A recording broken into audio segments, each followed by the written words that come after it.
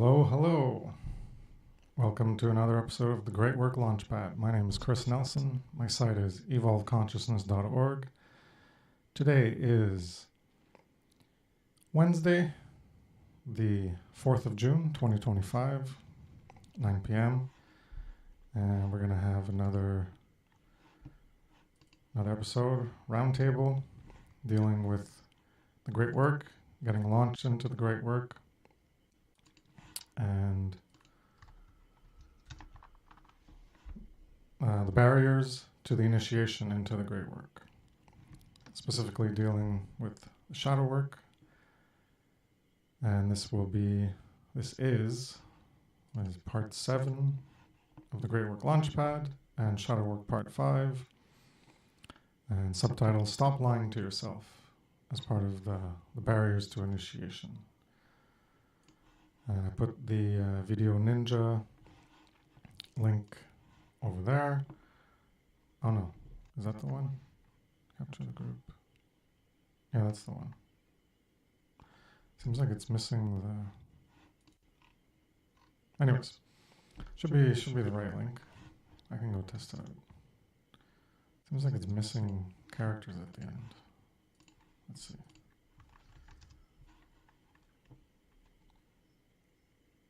Okay, yeah, that works. Cool. Yeah, so we got our first guest. Got last week's image. Put that in the poubelle. And we got 2 people now. Okay, first one to join was Derek Bartolacelli, and now we got Brandon Spencer. Welcome to tonight's episode, fellas. How's it going?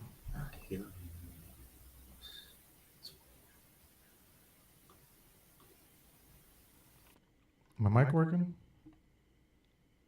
You guys don't hear? Uh-oh. You guys hear it now? Let me go check the stream. Maybe it's not working.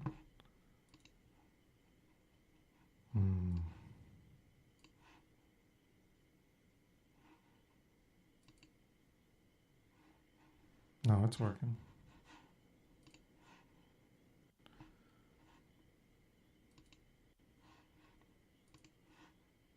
You guys don't hear anything.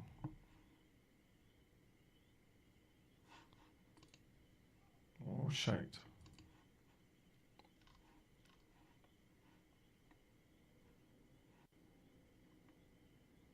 You can't hear in OBS Ninja, and it's echoing in the stream. God damn it. So I had OBS open, and I unplugged my mic, and then I replugged it, and then my mic went muted in OBS, and then I re-added it, and now there's this echo thing. Okay, I'm gonna restart. I'll restart the Video Ninja session. Okay.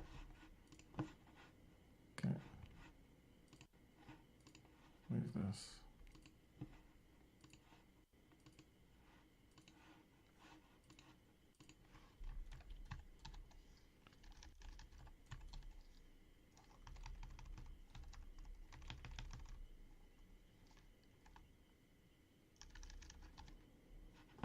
Oh, sorry for the technical. You guys are still there, even though I killed the session. What is going on?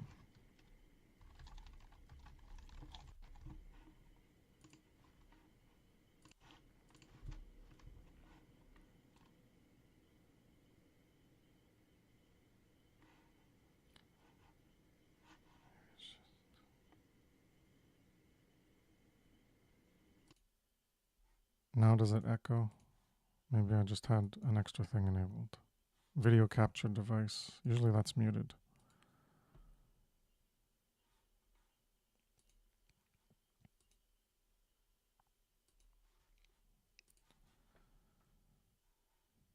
Oh, that's why. Okay.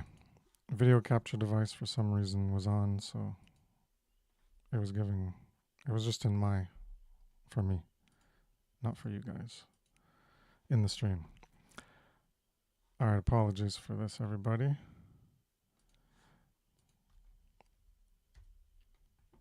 Yeah, okay. Oh, there was an echo. Okay. I thought it was just on my end because of the. Oh no, because it's through OBS, yeah, so it was echoing. Okay. Lots of confusion, but there's the new link, and hopefully, let's see if this works this time.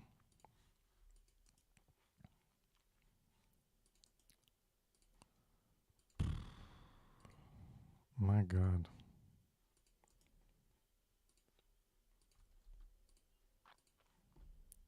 All right.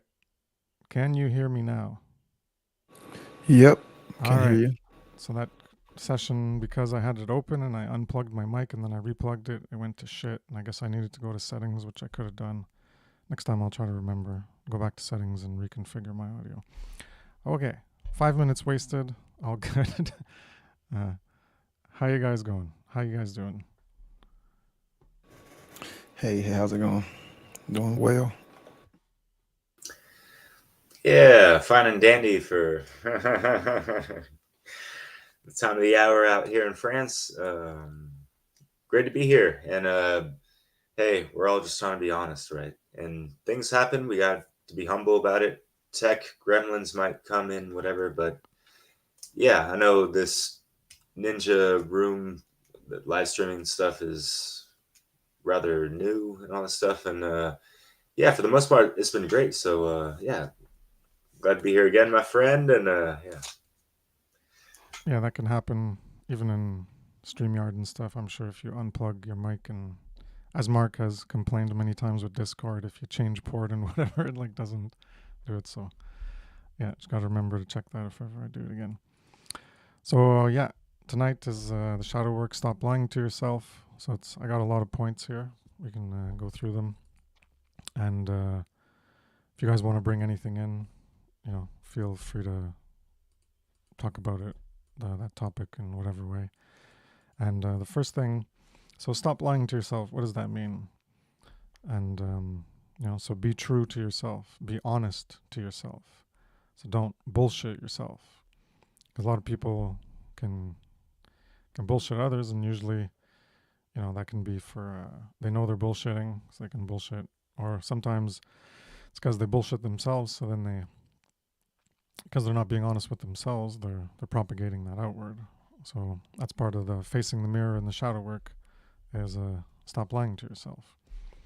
And so tell yourself the truth, even if it hurts, even if it can make you look bad. So this is the part of people like to save face, where they don't want to admit they're wrong, and I have this in the list too. And so even if it makes you look bad, it's be humble and admit when you're wrong. And so you gotta be. That's part of the ego defenses and not wanting to admit that we're wrong, and because then that'll make us look like that we've been wrong to someone else, and we don't want to be wrong. And part of the stop lying to yourself is, as I mentioned before, well, if you're going to bullshit yourself, then you're going to be bullshitting others. If you're lying to yourself about something, then you're going to propagate that to others for them to perceive you that way. And so you tell others the truth instead of deceiving them, even if it makes you look bad. So maybe you're being honest with yourself, but you're not going to be honest with others. We're not talking about little things about yourself. You don't have to tell people every single thing, like every mistake you make in your day or whatever. That's not what we're talking about. We're talking about, to represent yourself as you actually are, and not have like a false persona where you actually behave in one way, but then you're projecting yourself in a different way to others. So you're being two-faced, and that's deceiving. It can be manipulative. So that was the first point that I want to talk about. If anyone wants to bounce off of any of those topics. Yeah, if you are still lying to yourself, then of course, you will never admit that the conditions are still slavery, as well. So it gets to an even deeper issue, which we're all trying to, hell, expose, which is the point of doing this kind of work is, when you stop lying to yourself, of course, when it comes to doing hell, this kind of work, but you start to realize the true conditions because you can never get to that, the next step if you're still, lying to yourself, which kind of goes, into the earlier talks about the whole self-loathing, aspect. How the individual who would rather, there's my screen, it just randomly loaded. How the individual who will continue to lie to themselves will accept the conditions of slavery, and therefore will never ever, change those conditions, and will never ever want to expose and morally educate those, So yeah, how this goes, hand in hand, um, with what you've and what we've been saying in previous episodes. But yeah, the whole stop lying to yourself is one of the greatest things, possibly the most important thing, that you can do, because that's what will start to reconnect you with the truth. And then you can start to reconnect things and see things for what they really are. Can really start to analyze your own life and your own self, and start to take those next few steps when it comes to doing whatever you need to do.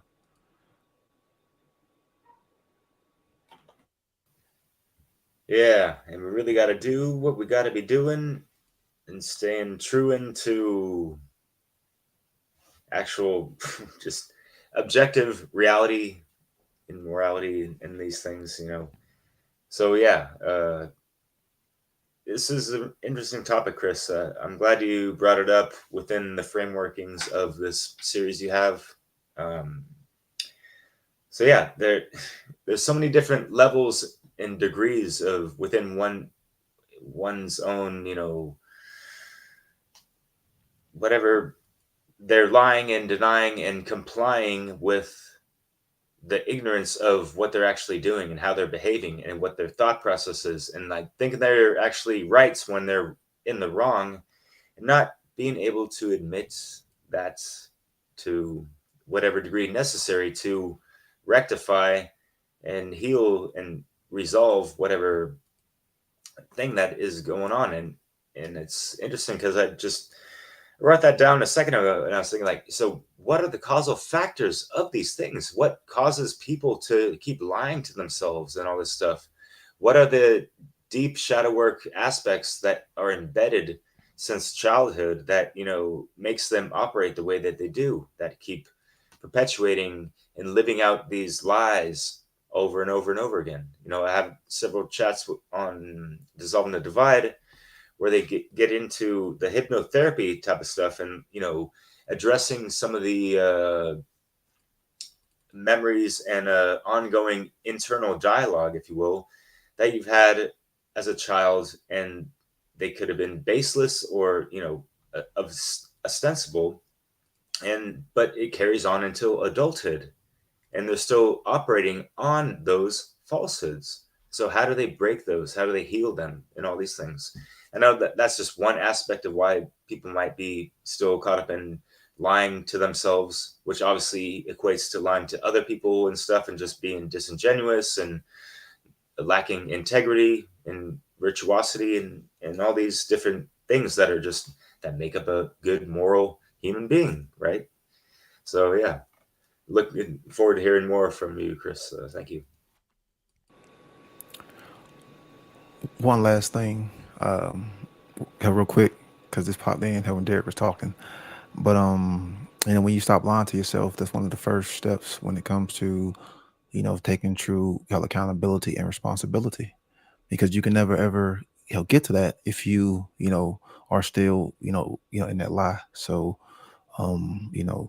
stop stopping those hell lies. Stop telling yourself those lies, and accepting the truth for what it is what is needed to get to the steps of health accountability and responsibility, and being have responsible for what you think, feel, and do, and aligning those up with what is true, moral, and correct. So that's why this first step is one of the biggest.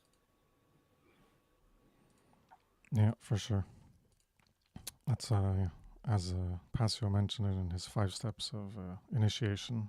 That was the first one. And as if you're going to care for truth, then you have to embody that.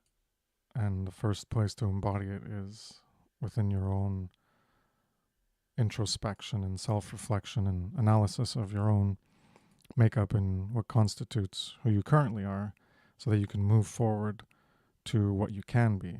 And who you are now, you're being something, and you can become something else. I have a whole presentation on that, being and becoming. And so that encapsulates that pretty good. Another thing is that this relates to, so if someone, the barriers to initiation. So if you want to try to make the world better, try to end slavery and the immorality and the evil, which is what the great work is about. And you have to stop lying to yourself. Well, some people can't even get there because they're in an aspect of solipsism or relativism or subjectivism, where they have this false perception that there is no truth. But there is truth. There is right. And solipsism is a false ideology. You can't just make up whatever you want to be reality. It's not that just you exist, as if you're going to deny.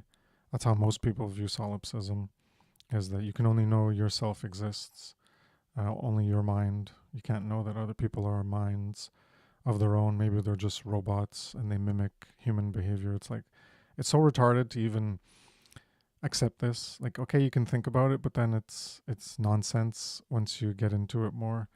And you're going to deny the existence of other people, and then they themselves are going to deny your existence in consequence if they're going to think the same way. It's just nonsense to think that, because you're you and you're not a rock, well, the rock doesn't exist because I'm not inside the rock as the rock. And I'm not inside the other person as the other person, or the tree, or whatever. So none of that exists. I can't prove any of it exists. Only I exist. Only my mind exists, and it's all a simulation. I'm just an entity and an NPC in a game, and I have my own thoughts, and that's it. And everything else is just digital code or whatever. And anyways, people get so lost in this and think it's real. But yeah, go ahead, everybody, bounce off of that. Yeah, the whole simulation thing is, getting like on par with solipsism, because they think it's all a simulation. Nothing's real. Well, then you're saying there's no truth and all this stuff, and then there is no initial stages when it comes to first truth discovery, because you are skipping that main step and saying that truth doesn't exist. So if you're saying something doesn't exist, then how can you ever convey that concept in your mind? If you can't convey it in your mind, then you can never ever learn to grasp it in reality. So then therefore you were pretty much cutting yourself off at the legs or at the foundation when it comes to actually true thought itself, because you'll never ever get the information because you're saying it doesn't exist. So that's one of the course extreme mindsets when it comes to stop lying to yourself, because hell, that ideology is one of the biggest belief structures that continues to lie to themselves.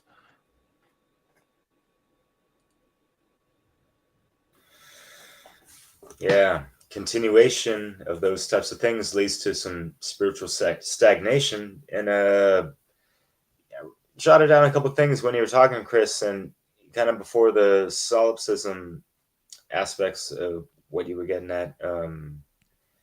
Like, it's kind of like confronting the inner tyrant when someone's looking to actually change their behaviors and thought patterns, and not wanting to live a inauthentic life, because if someone's living on lies, is that authentic, right? So yeah, like Brandon, as you mentioned, the accountability is huge.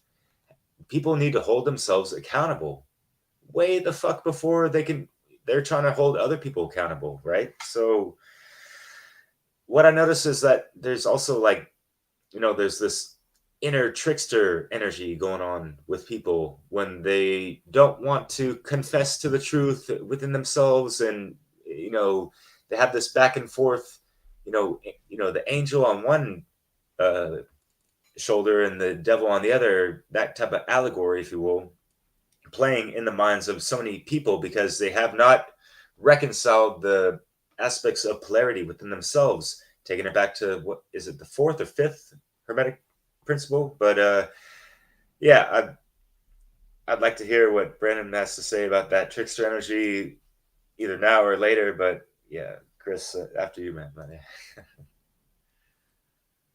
Well, Brandon, if you wanted to respond.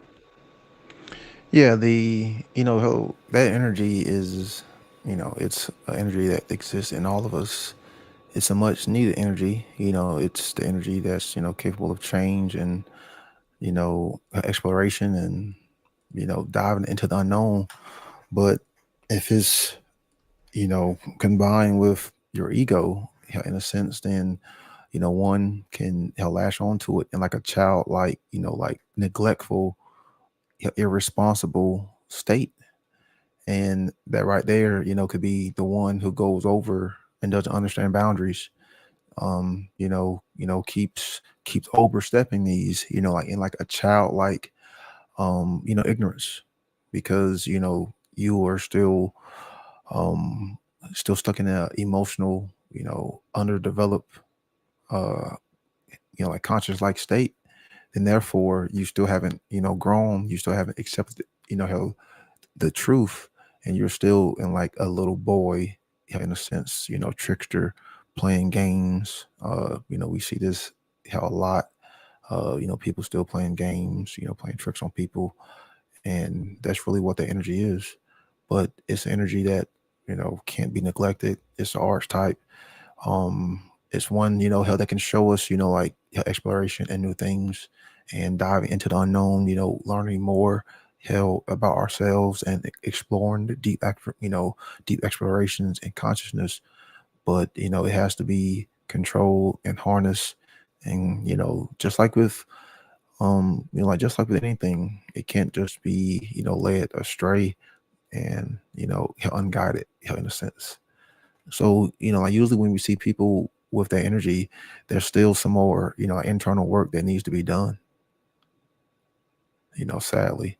But, like that's the whole purpose of all of this is unveiling that, is unveiling that mask and peeling back those layers, and then, getting to the core of, what we may feel inadequate about ourselves, or, that trauma.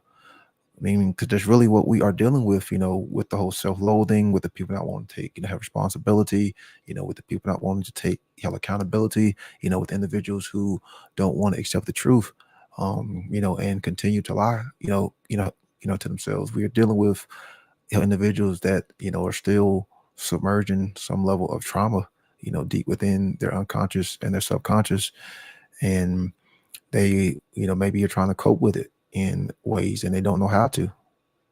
So, I mean, like that's really what we are dealing with is, we got to get back to some of our, like earliest forms of childhood, development, and learn to look at those things and learn to, cope with them and live with those things, because those experiences are really what is, blocking people and holding them down and weighing them down, because that wound, that battle like scar, which is what trauma is, is it's really holding humanity back, because we live in a traumatic, you know, society, held largely created by our parents and our upbringing and our childhood and our, peers, our stewards, our caregivers, because they're not really, individuals who truly love us, sadly so.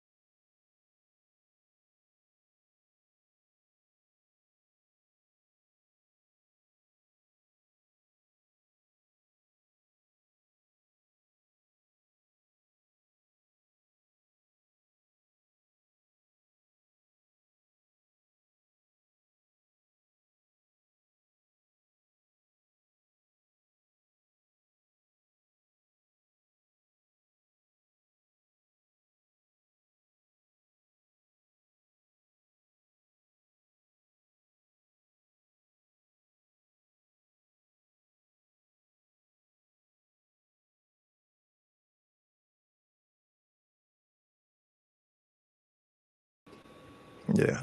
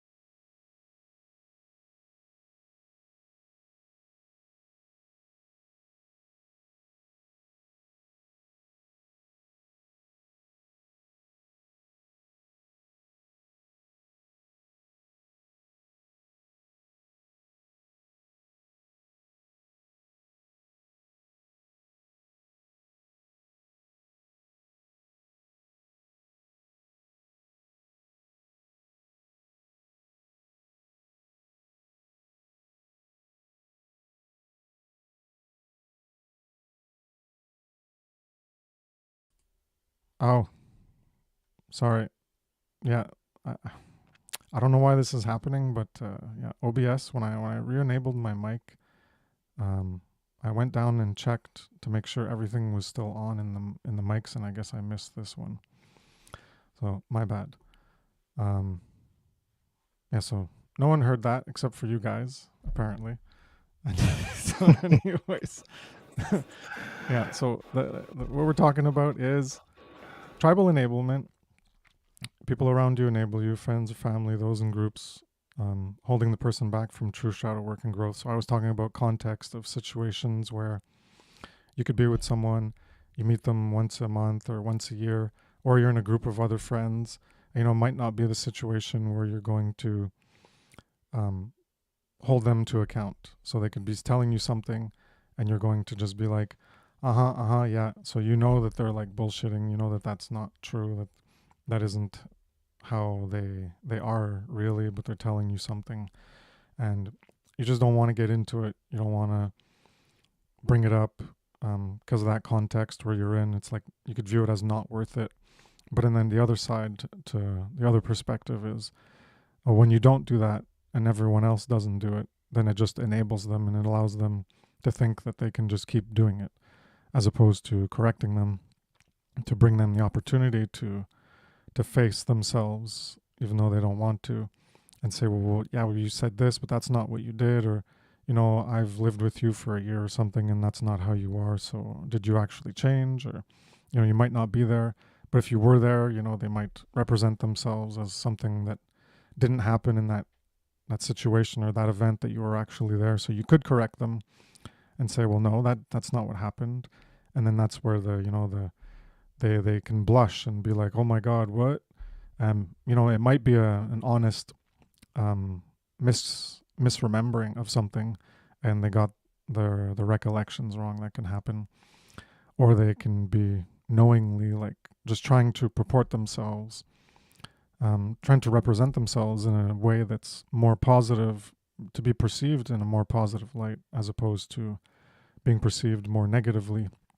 So they're going to twist and spin the situation to make it look not so bad on them, because they don't want to look like they did something wrong or did something bad or looked like an idiot or whatever. And so there's different contexts, and yeah, like there can be some things that are more important to call people out on, and some things that are more trivial. And then there's also like if you're in a group with people and you know your goal is to just have fun, and this person, obviously you're going to have conversations and someone's going to just bring up something that's trivial, and it's like, yeah, okay, whatever, and then you go back to talking about what you're talking about.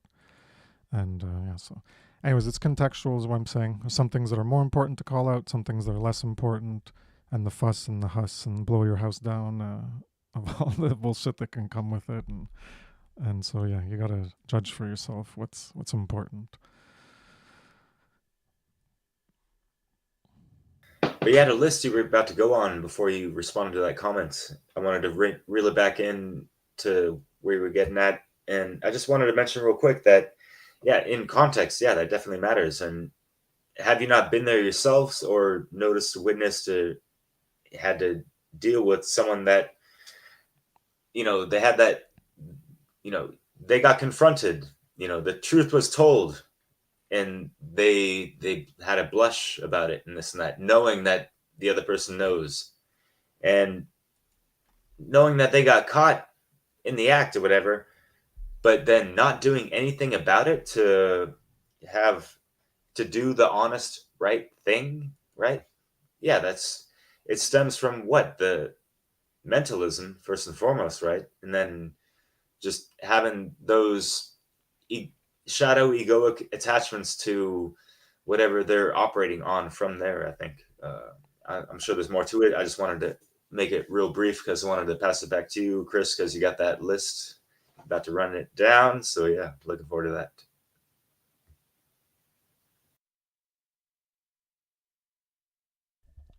Did you want to add anything on the tribal enablement thing, Brandon?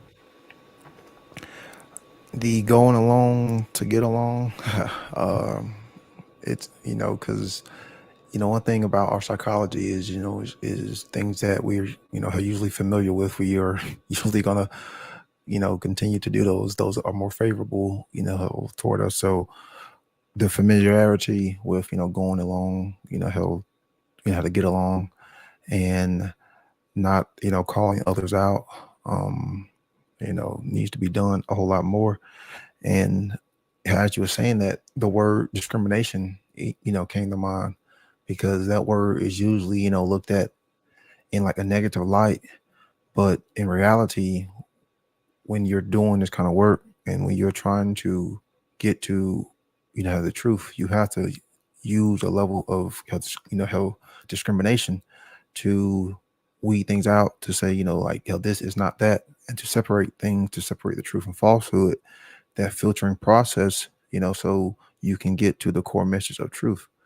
And we need to also use that, when it comes to, um, interacting, when it comes to judging people's behavior, and seeing, what is the fruits of, one's behavior. Then therefore you can, help measure that and see if it holds weight, if it holds merit, if it holds up to, the qualities of, right and wrong, on the natural law. So discrimination and discernment is a much needed tool when it comes to doing this.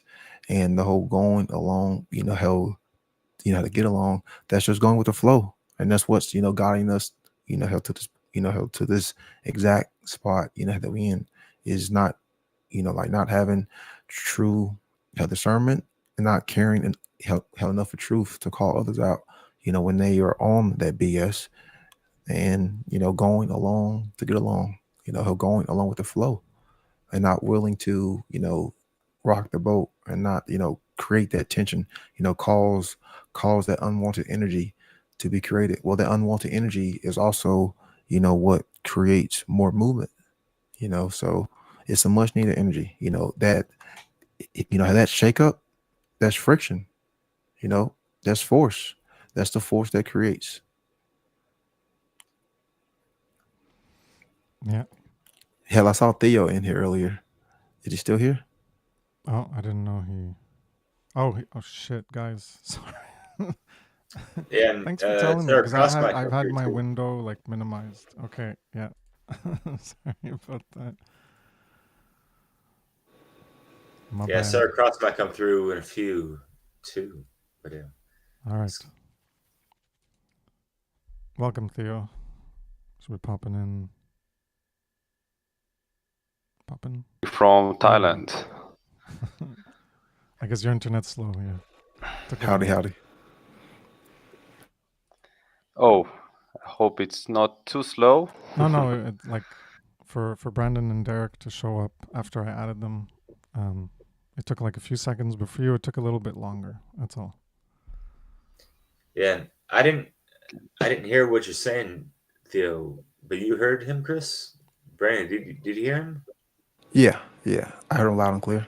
Oh shit. Huh. Yeah, I'm not screwing up this time. I guess it's on your side. Yeah, no worries. I'll figure it out. But yeah, what's good, Theo? How you doing, brother? Yeah, doing well. Good to see you guys. Yeah, it's a good topic. yeah, about lying to yourself, right? Like, I mean, that's the number one thing for awakening, right? Like what Passio teaches. Like, the first step is to stop lying to yourself, right? Stop dreaming, and not dreaming for a good world or for a better future, but like dreaming in terms of like living in fantasy, That's the next living topic in for falsity. another episode, though. The stop dreaming one. Oh yeah, okay, Don't cool. get too much into it. Is all I'm saying. Okay. So, well, just the lying itself, I suppose. Well, that's just you have to burn the lies first. Like within you, understand that what you hear on the TV screen or these days the TikTok or whatever the fuck, black slab screen. Whatever comes from it. You have to discern it yourself. You cannot believe everything you hear. You cannot even believe everything you hear in like the schools and whatever universities, colleges, whatever people getting their information from. You have to use the trivium, which has been occulted, but it's actually the original way to learn. So the fact that the trivium is not even in the lexicon of most students these days, they are not even aware that there is a way to properly discern information. So they just buy whatever information is pushed down their throat, and by those so-called teachers that are not really teaching, they are just propagating the information that basically the social engineers are handing down to them. Of course, it's not just as simple as that, but you know what I mean, guys. Like, it's not as simple as just people that are curious, they want to learn information, and then they acquire information, and then they become teachers and they teach it. It doesn't work exactly like that these days. Like, you have a pyramid structured way of like uh, where you have people who are managing those universities, and beyond them they're managing engineering society in general, in whole countries, and then eventually it goes to trying to control the whole world as well. So that's a big thing to sort of kind of realize, because yeah, it's very outlandish for most people.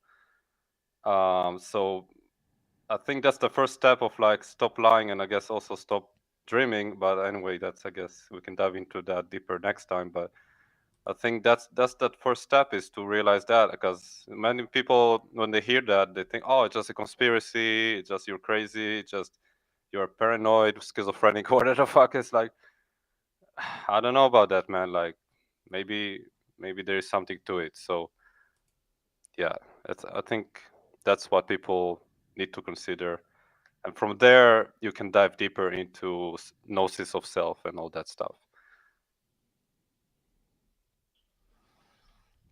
Yeah. So apart from the tribal enablement, there was another question. I guess it was talking about solipsism. I don't know if it was serious or not, but are we living the dreams that men have put into our minds, living the lie? I don't think it was intended in terms of solipsism. I think it was intended in terms of, that you buy into things that are false, or that you buy into what other people want to do, or that you buy into what they want you to do, which can happen for a lot of children. That their parents want them to be, a doctor or a lawyer or whatever, and then they go into it. So those are the dreams of others, but also the dreams of the lies people buy into that they propagate to others. So the false worldviews that were conditioned by society, conditioned by the society, and then we perpetuate that condition, which conditions more people. And so yeah, we're living the lie, and the dreams that put into our minds could be also the biggest deception of the predator mindset, especially when it comes to towards the non-human animals that we share the planet with, that domination and predation, and even amongst ourselves, amongst ourselves we have the predation of ourselves through government and the control system and authority. So yeah, are we living, as was said, are we living the dreams that men have put into our minds, living the lie? Yes, indeed. Most of us on the planet, I'd say we are indeed. If anyone wants to respond further.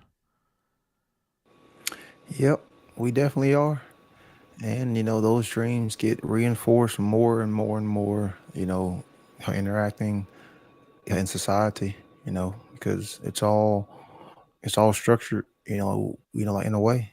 So yeah, those dreams, the information, those negative thought forms are bombarded, through means of mind control, through means of repetition, through schooling, through influence, through music, through culture, cultivating our minds, because that's what it means to cultivate, culture, the planting of seeds, the tilling of the land, the tilling of our minds and planting those poisonous seeds so they can spring root and grow. And we build off of those and, create worldviews and create axioms and create, belief structures. And we never really challenge and ask ourselves, like, are these fundamental core, beliefs true? Like, do they actually hold weight in reality? We just go along to get along and we just run with those, incorrect axioms. So yeah. Yeah, it's funny because man, what you just said with the whole seeds planted in the brain, the poisonous ones, obviously, and to do the alchemical, landscaping of your mental landscape, we got to do the, routine weeding out of the bullshit, right? And those, poisonous seeds of deceit, deception, ignorance, whatever, right? Programmings on top of programmings and then some, right? How can one properly train themselves to weed out those things properly and pull it all the way out gently but firmly so that the whole fucking seed and the root is totally uplifted out of there, right? So those are, metaphorically, some of those lies and programmings that people need to excavate out of their minds and psyche and all this stuff. And I'm some things you were talking about, Kris, real quick, of just, well, yeah, like I'm working with people, younger folks that are kind of like dreaming that they're doing the right thing all the time. Like they're never making a mistake and this and that, yet they got maybe a year or no years experience in the job. And I'm having to kind of like, I have like 15 years of experience working in cafes, restaurants, whatever. And I'm not trying to brag on that stuff. It's just like you compare levels of experience to others. And it's not to compare and contrast or whatever. It's just like if you're working in a specific unit or team or, you know what I mean? There needs to be a certain level. And if people are not on the level, they need to be held accountable. And if people do not want to be held accountable, then they just need to get the fuck out of the space because they're fucking it up, So you could take that dynamic to so many different other dynamics that we are living in and have to interact with. And yeah, there's a lot of jackasses that don't want to see the real jackal at the end of their life at the rate that they're going, because their heart is not light as a feather by any fucking means, So, and that's a shame. So keep piling on the lies, and you're gonna be tipping the scales to, a lot of life lessons to be relived and learned in the next life, or how many others, So there's a lot of people that are overconfident and might be suffering from the dumbing or Dunning-Kruger effect, because it's really dumb seeing these people and how they operate. You can smell this shit from a mile away sometimes. For those that have done the work and all that jazz, it's like, hey, how you doing? Can you please, get off your short horse? Because it ain't that high, and you ain't that fly, and you ain't that guy, but whatever. Go for it, Kris. I'm just gonna, Theo, I had muted you because there was like feedback. I'm just gonna see if it's still happening. I guess it's good now. All right.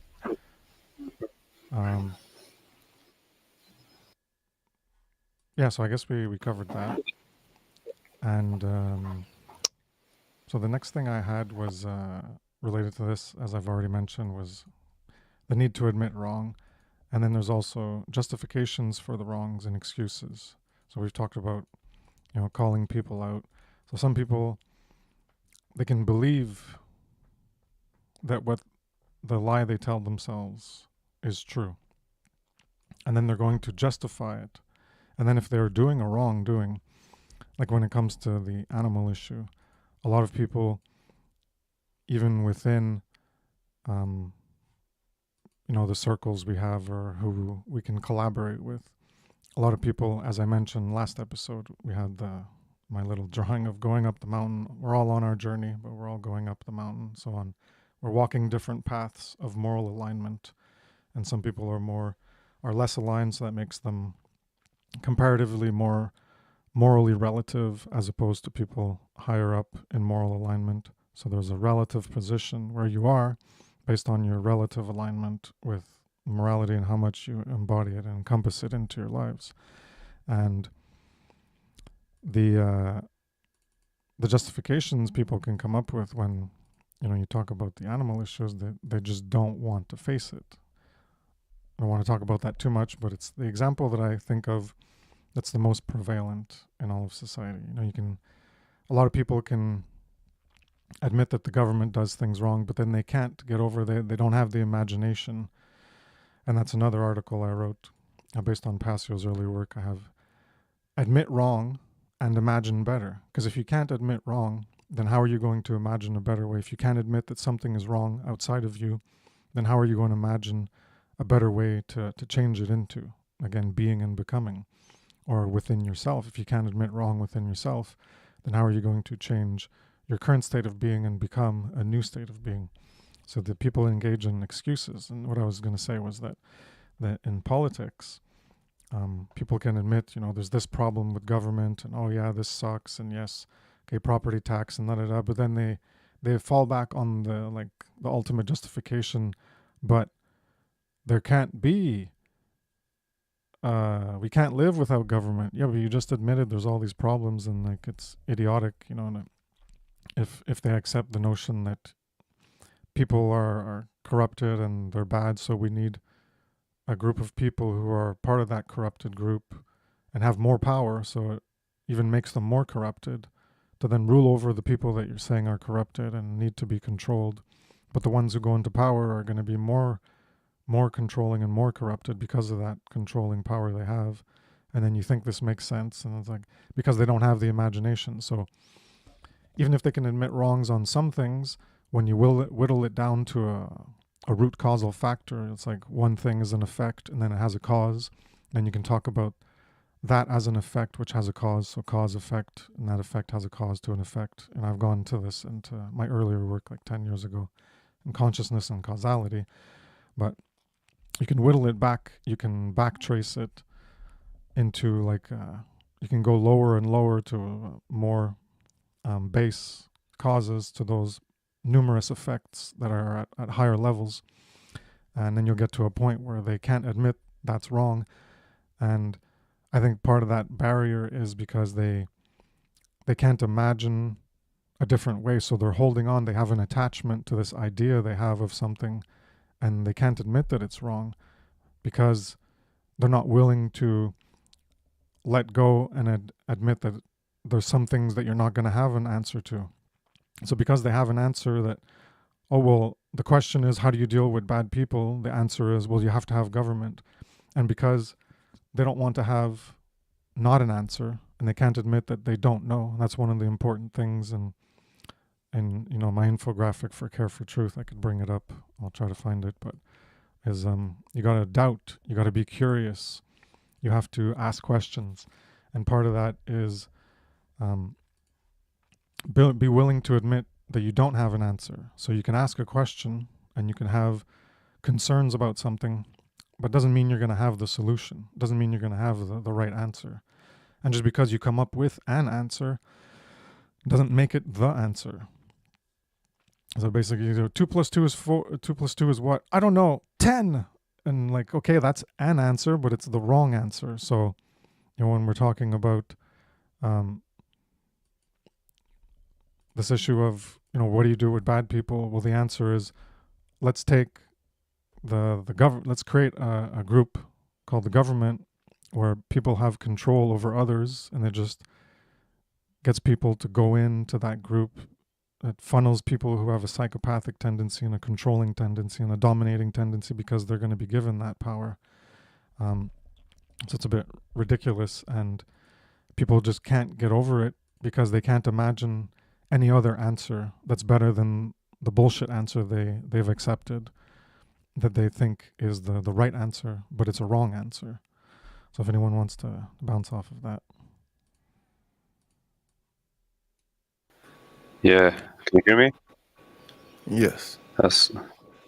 All right, cool. Yeah, I'll just go quickly, Brandon. Yeah, really, really great points, Kris. I felt everything you said. I think it's all like fire what you said. Like, it hits all the dots that I wanted to get into myself, or could have not thought of myself. So you're really good at this. Yeah, we need more people like you speaking those kind of things to help people awaken to those facts of self, how to call it, even like inability to be humble, inability to kind of see things for what they really are. And like when I got when I started, like before I said like about how they believe what they see in the smartphone and in the news or media or those things, and then in the schools and that. But before that, there is the parents, and the parents probably didn't give them the correct information when they were young. So it's kind of like to realize that their parents were wrong. Not only that the media is wrong and the school teachers and all that are wrong, but even that their own parents were wrong. So that requires a lot of shadow work, which many people would never do, right? So it's too much for them, for the weaklings.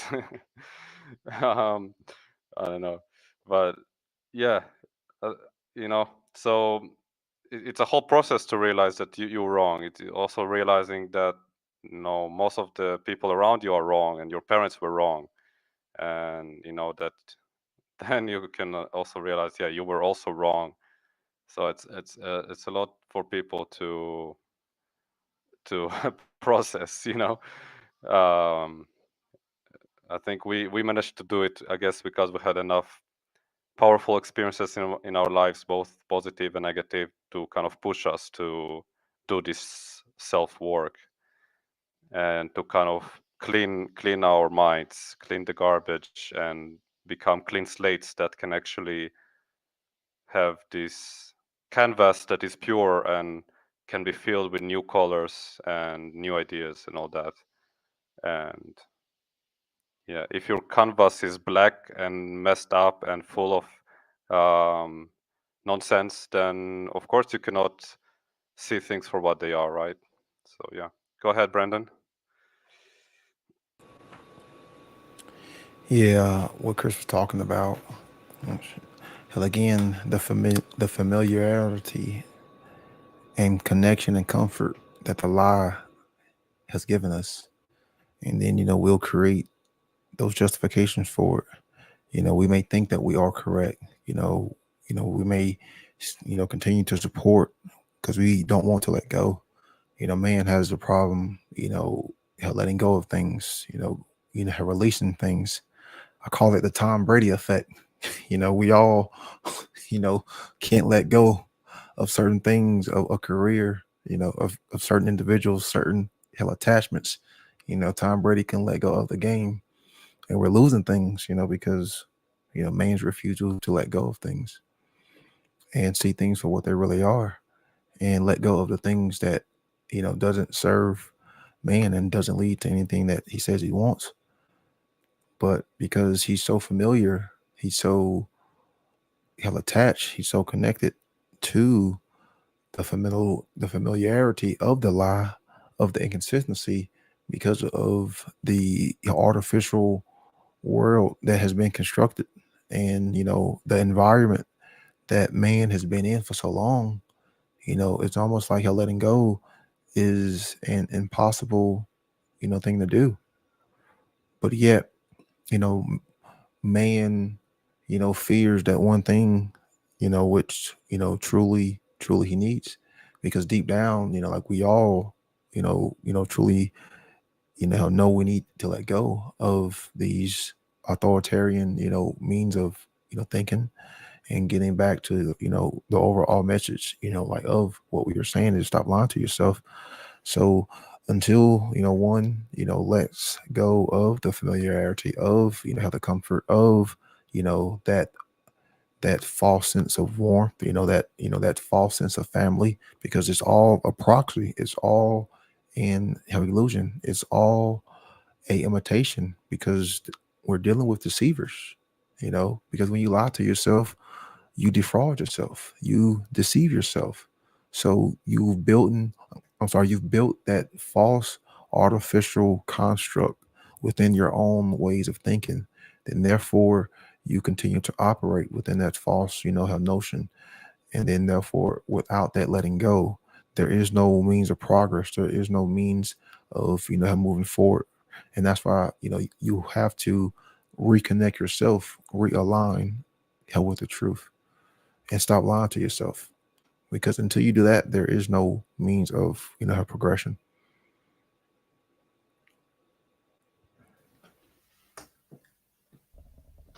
Yeah, Kris, if you don't mind, I'll just say one or two sentences. Like it's a reflection of kind of like the same thing with the mini-me Satanist type of stuff. The programmers are programming the lies into individuals, and they're operating on a bunch of lies, and they're lying to themselves, they're lying to the immediate people that they're around, and it perpetuates in so many different ways. And there's causal factors that we can nip it in the butt and all that stuff. But yeah, it has to come from that care for truth, not the apathy of it. But yeah, go for it, brother.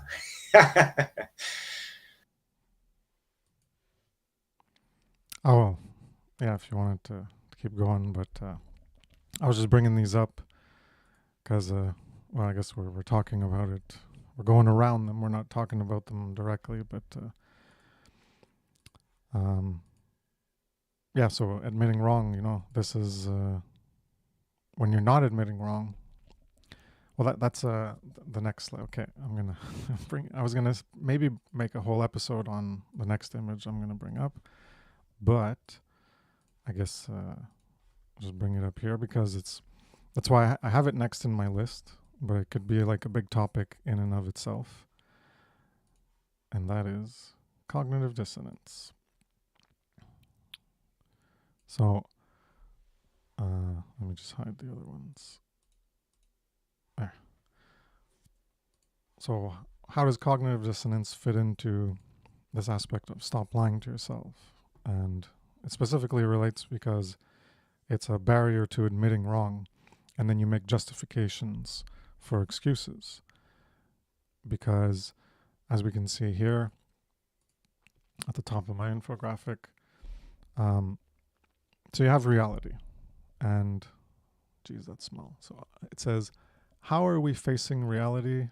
Are we acknowledging the light and dark in ourselves and the world, or denying it?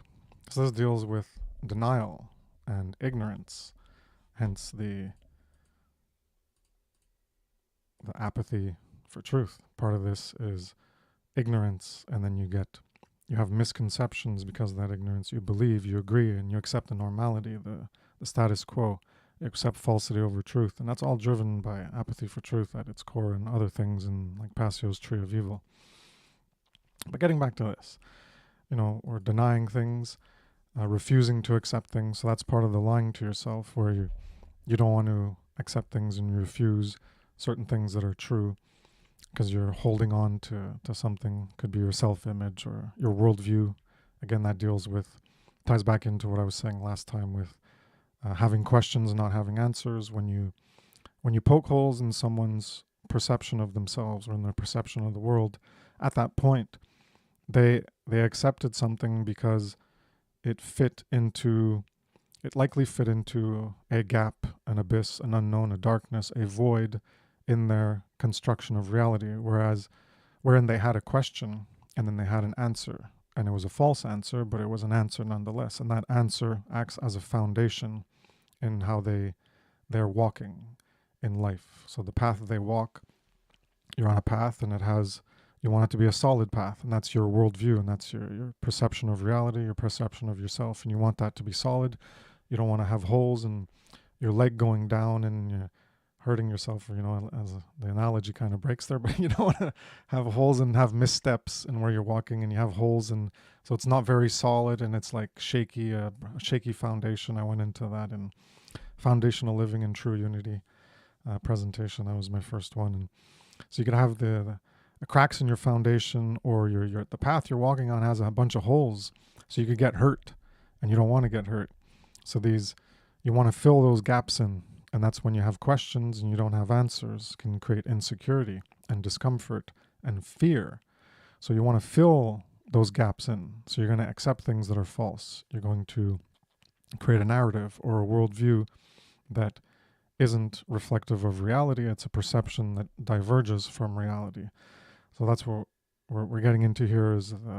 That's why I call it reality and perception, and it's basically detailing cognitive dissonance, which we have here on the left. Cognitive dissonance, as I am defining it here, or trying to elaborate upon it, is the disequilibrium internally as a result of a disequilibrium between reality and perception of reality. So it's a disunity. So obviously we're not going to perceive everything in reality. We have limited perceptions. We have our five senses, and there's so much out there that we can even use technology to amplify and detect things that we can't detect. There's bees who can see the ultraviolet spectrum, I think, and we can't see infrared, but we can use technology and we can amplify our perceptions through that. But overall, the goal is to try to see reality as it is, so that your perceptual construct that you have, where you create how you see the world, is based on how the world actually is. And this is your map that you construct is matching the territory that is actually out there. So you want to have your map reflect the territory. And cognitive dissonance is when that perception is put off because, well, here I have it, you have an equilibrium, a disequilibrium internally as a result of that misperception. So because you're perceiving something falsely, or you're accepting something false, and then you'll have disequilibriums inside of you. But getting back to the chart, reality, you have your sensory inputs, as I mentioned, you have information, that's the Chervium method. Information comes out, processing it, and then you have actions and how you live your life. So we have the internal filtering process. That's where you use logic, and there's preliminary filtering even before logic, how attentive you are at the time. So that's a perceptual filter. And we have a preliminary compassion and an initial thought process where we can have preconceptions. We can have preferences and beliefs and wants and wishes and desires and habits. And this is where subjectivism, you could just equate that with subjective, where you're going to remain attached to the subjective aspect of yourself. So how you want things to be, what you prefer. And so there's preconceptions that can reject information coming out, even perceptions of things. You'll just deny that they're there in reality, or information you read, you'll say, no, that's not true because, well, you already accept something, so it conflicts with what you already accept, your preconception. but you're not reevaluating your preconception to see, oh, well, that's actually false, and this new information is true, so I was wrong. Again, we're talking about what is wrong, admitting wrong, not coming up with excuses in denial or rejection or refusal of the truth. So these preferences and preconceptions, that can lead to a conflict. As I was just saying, you can receive new information, but you're attached to the old, you believe in it, and you prefer it, you want it to be true. That again, that's stop lying to yourself. Just because you want something to be true doesn't mean it actually is. So that can create the conflict, the contradiction between reality and your desires, that you want something to be. I guess this ties into stop dreaming, the part of the stop dreaming.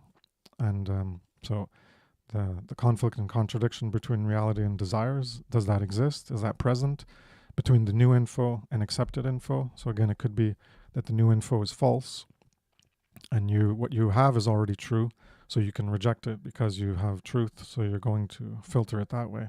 But it could also be the negative way, where the new information is true and what you accept is false. So do you have this conflict?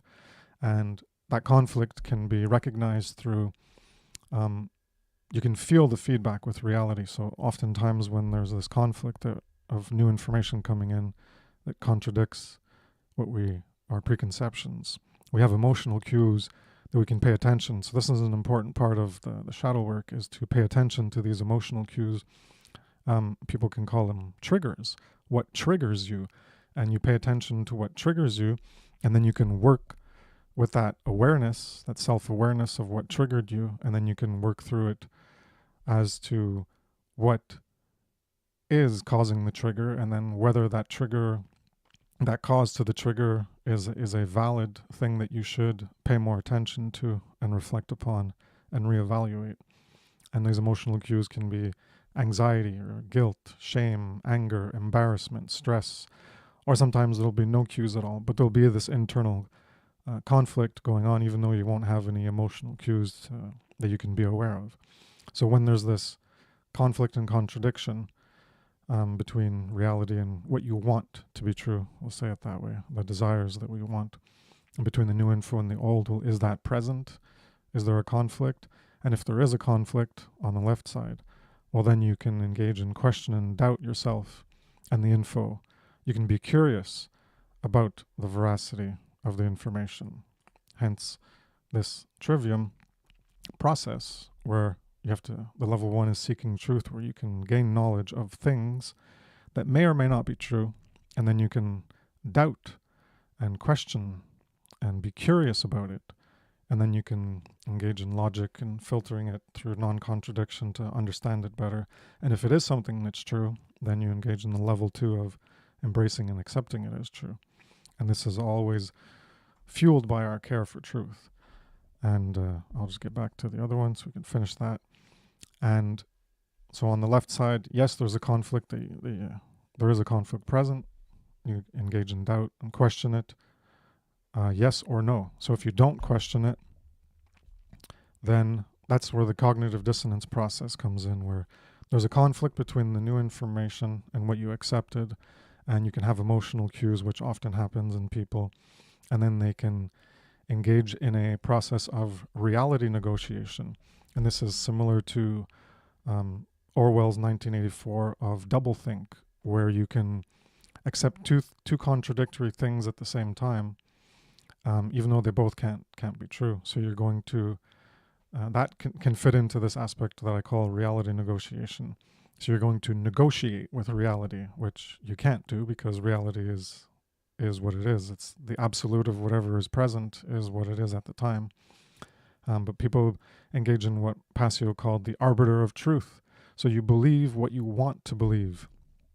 As I think Morpheus said in The Matrix, people believe what they want to believe. So this is the self-delusion. You're going to engage in self-delusion because you're going to be the one who determines what is true rather than discover what is true. You're going to say, this is true because I want it to be true. So your desires, your subjective aspect of yourself is going to override reality. I could load up another infographic that I did for my morality presentation, which has that shown pretty good there. Rather than accepting reality into yourself, you're projecting yourself, what's inside of you, your desires and your wants, you're projecting it onto reality and you're overriding what's actually real. So that's the reality negotiation, where you're going to say, no, that's not what's in reality.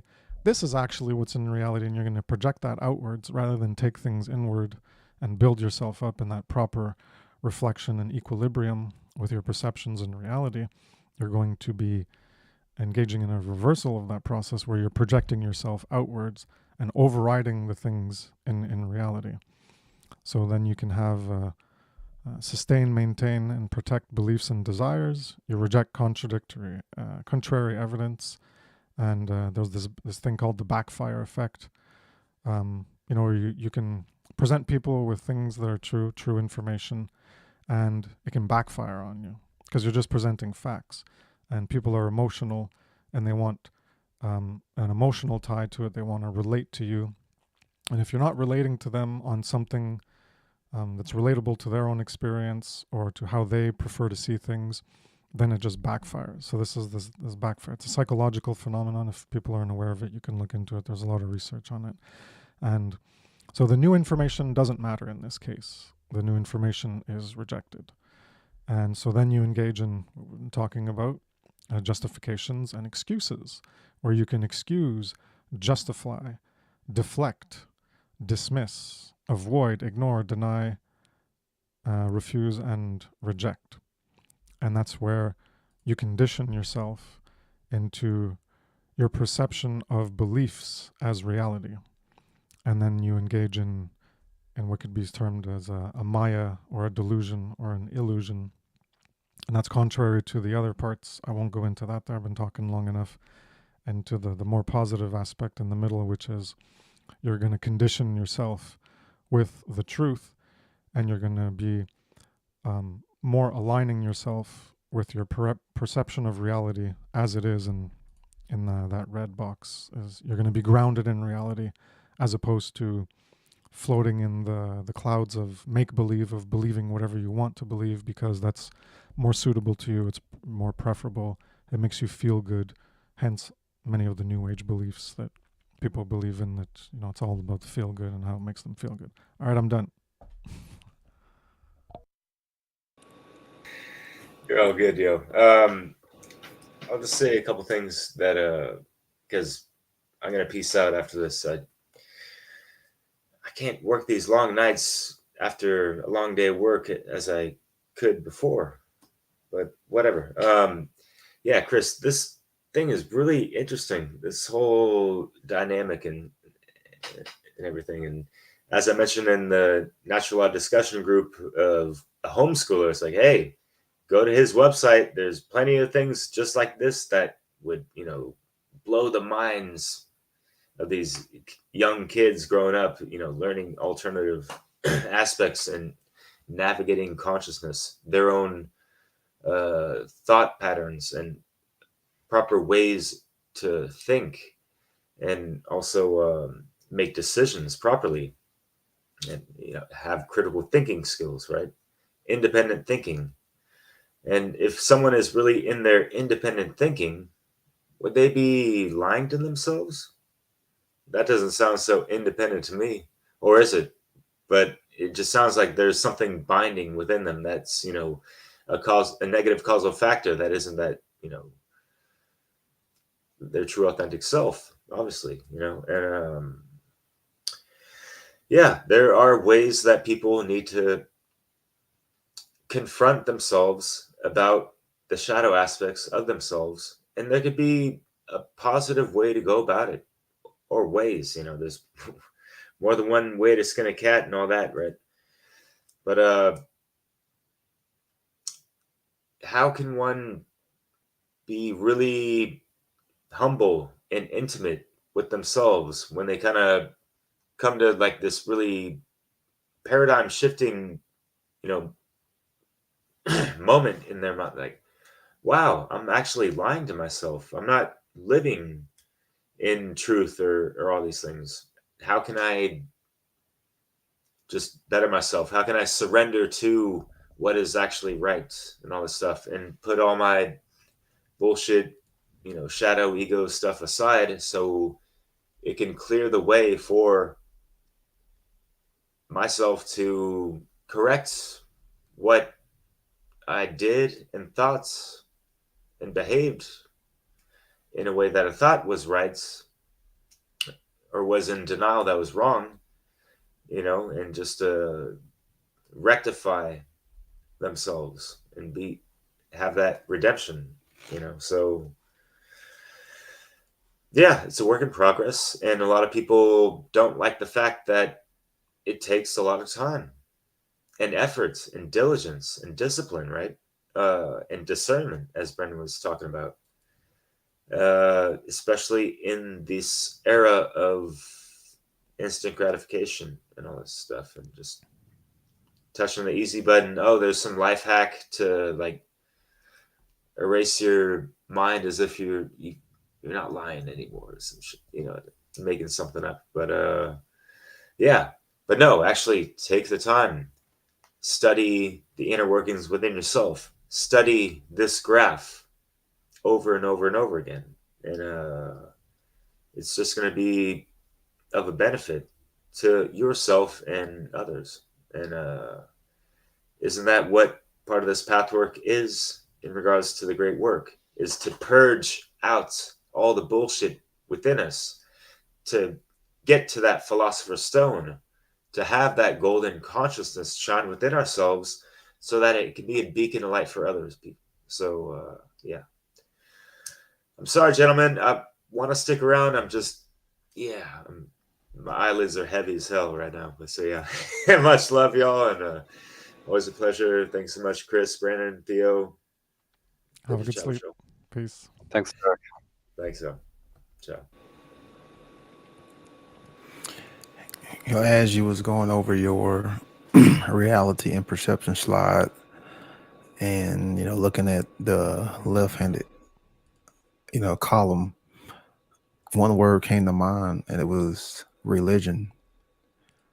Because if you understand what that word really means, how to bind, and you apply it to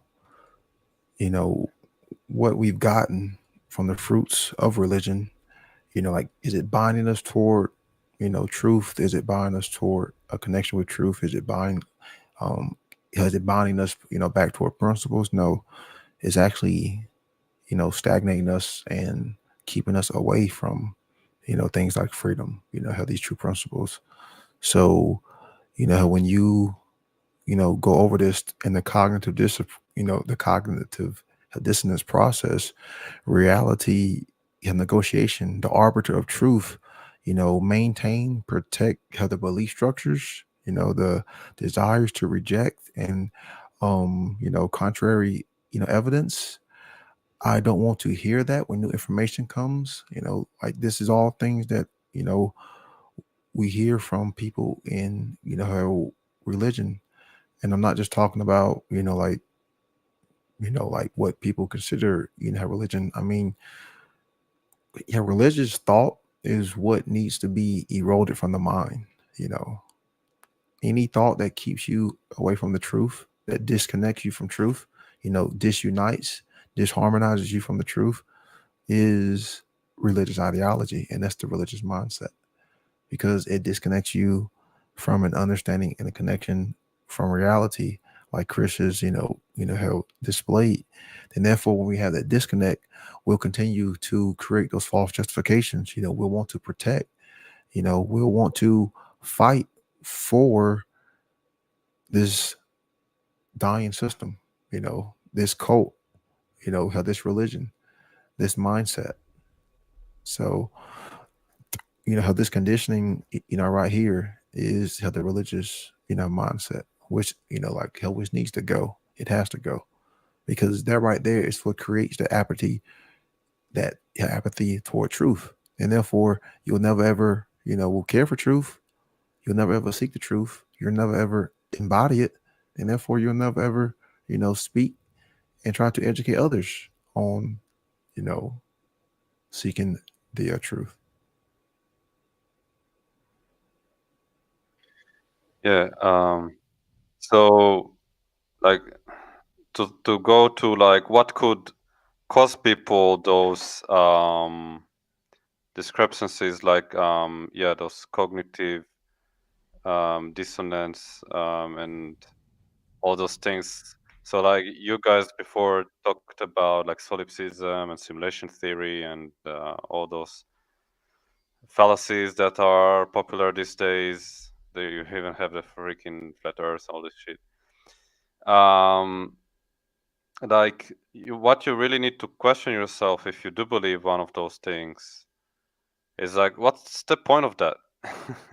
What's the point of you believing in that you are the center of the universe, or what's the point in you believing that everything is a simulation and everything is determined and we're just programs in a big program? Like what does it? How does it help your life to believe that? Does it give you any real purpose in life to believe that? Or maybe it's just one of those holes in your way, like Kris kind of brought an analogy earlier. It's not the golden right path. It's not the path that is. It's not a path of life that leads you to anywhere beautiful. It's just a path full of holes. It's like, okay, well, we're just programs in a big program, and I'm the center of this program, and everyone is a fictional character, and like, how does it make you have a good, beautiful life? Like, of course, you cannot disprove those things, but you can also not disprove that there is natural law. So why not focus on something like natural law, which actually you can prove it. It's not only you cannot disprove it, you can actually prove natural law, because you can see the effect. You can see that every cause has an effect, every effect has a cause. All those things. So go to what I would recommend people is go towards what actually is more solid, has more meaning, and actually gives you purpose. So once you realize natural law and the great work and what all those things are about, you automatically can have purpose in life. It's like, okay, maybe life can be about learning those things, right? Getting into natural law and then teaching it as well. And like you're doing very well, Kris. So yeah, and just your teaching style kind of reminds me of the traditional teaching style. So like I feel like you really would have great success if you would manage to have like a curriculum course in one of those freedom academies, like Jerry is doing this Liberation Academy. Maybe you can be a teacher there, or at least an online teacher. I know it's you're in Canada, they're in the US, but yeah, I can definitely envision you, Kris, being like a teacher in one of those academies, maybe multiple. Yeah, It's my definitely content's needed out because there, you so people can already go learn. Yep. yeah, for sure, for He's sure. got a playlist. Yeah, just Yeah. real quick, because sorry, because also the way you break it down, like it's really methodical, and it's again, it really reminds me of the style of those schools. Like it's all like broken down, and you go into each aspect of like what is basically shadow work, like this reality perception graph, infographic. It's kind of like a breakdown of doing the shadow work, right?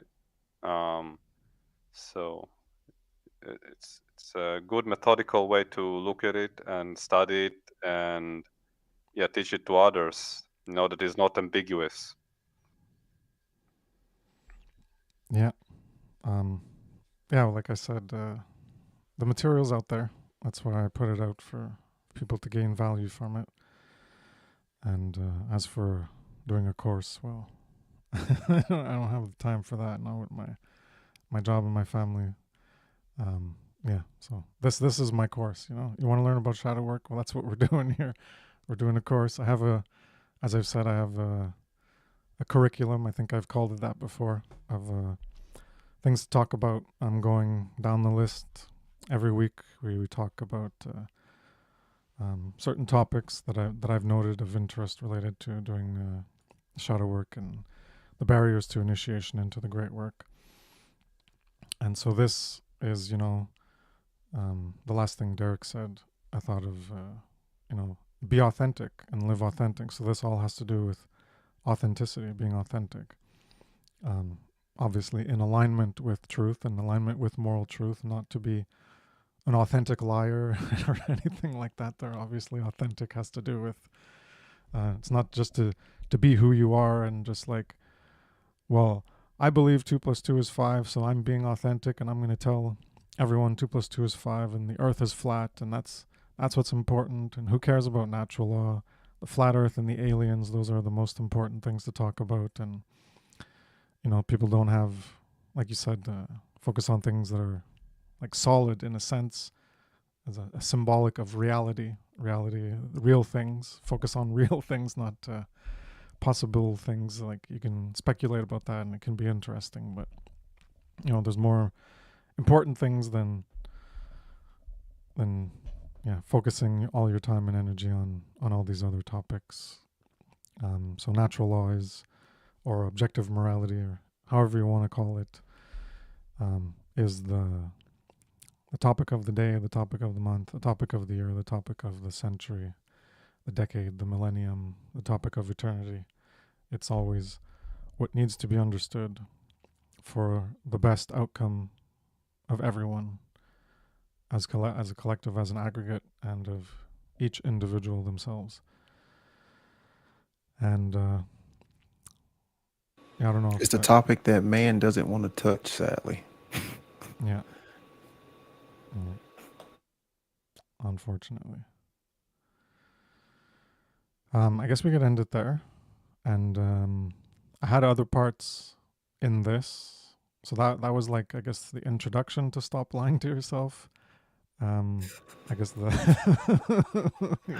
it's funny. That's a good introduction. That was an introduction. Don't worry about it. Yeah. In terms of like core concepts related to it. And then the other stuff I had was like more related to the overall topic of the great work. So stop lying to yourself about the great work. So here we were talking about like the ideas behind it and the causal factors. And I guess the next week it'll be stop lying to yourself about ending evil. Stop lying to yourself about the great work, which would be the effects. I guess the output that you create, well, those are the effects. And stop lying to yourself about that. And so that it ended up being a good division, because everything that I laid out, we covered all those, and then it flows into the next part. So it's cool that it ended up breaking up into like causes and effects of stop lying to yourself. So that's neat how that turned out. So if anyone has anything else they want to add. Hell, this was a good one right here. I think we hit some good points. Trying to kind of merge everything together and get a general idea, so that the listener can take away that it is about adhering to principle, and how truth should come first and foremost, and doing the right thing. So yeah, we have to care for the truth, and if we continue to lie to ourselves, then we'll stay in that that self-suffering, that self-loathing.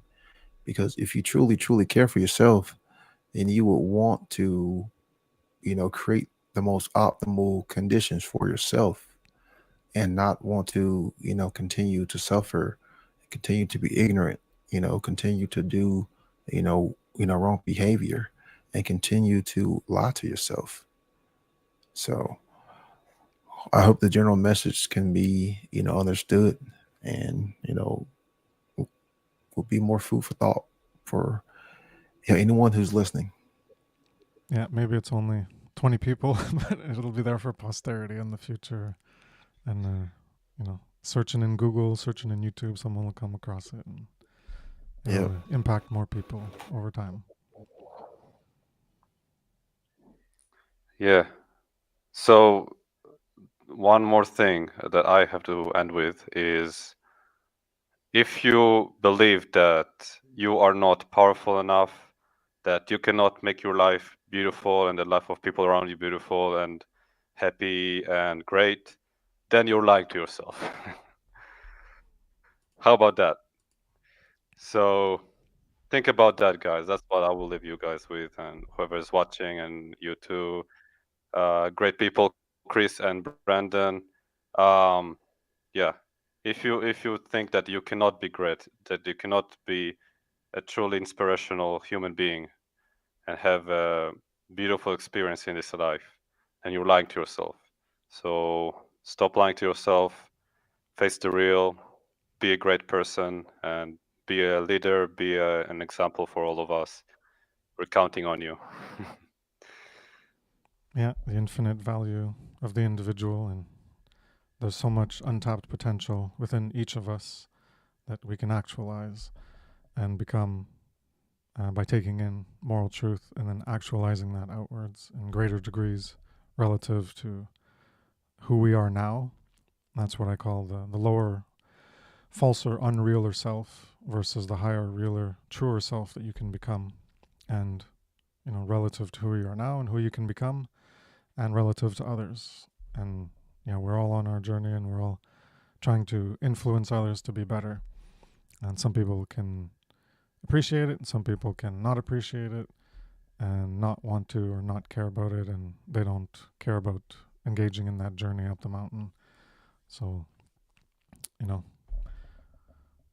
do what you can, focus on, I'd say... You don't want to be one of the people who don't No, care.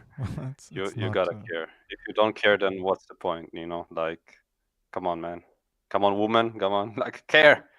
It's not that difficult. It's one of the principles, the 8th principle of the Hermetics is the lost principle. Find it again, and let's adhere to it. Yeah. So do what you can, influence in the ways you can. Obviously, the gift of the internet and technology is, the two ways to create change is through philosophy and technology, and the technology can teach the philosophy. So that's what we're doing here. You can do it too. Like Theo said, you're powerful. The power of consciousness, the magic of the language and the influence we can have on others without even having direct contact with them. We can influence their minds, their psyche, their consciousness, and help them change and grow. And that's what the snowball effect that we have to engage in. That's a potential impossibility for all of humanity that is lacking right now. But we can each do our part and try to help that come to fruition. So thanks, guys, for coming by. And thanks, everyone who paid attention to the stream and gained value from the content. And anyone in the future, hope it was of value to you. And see you next week for Great Work Launchpad, Episode 8. Shadow Work 6. Stop Lying to Yourself Part 2, I guess. Boy, this is getting pretty long-winded there with all the part this, part that, all in the same episode. Okay. Oh man, yeah. We'll try to make this the last third part. We got enough of 2 parts. Episode 1, Episode 8, Part 6 of Shadow Work, Part 2 of Stop Lying to Yourself. Try to keep them to a maximum of 2 iterations with numbers there next time. So thanks again, everyone. Have a good evening, and see you next time. Take care. Peace.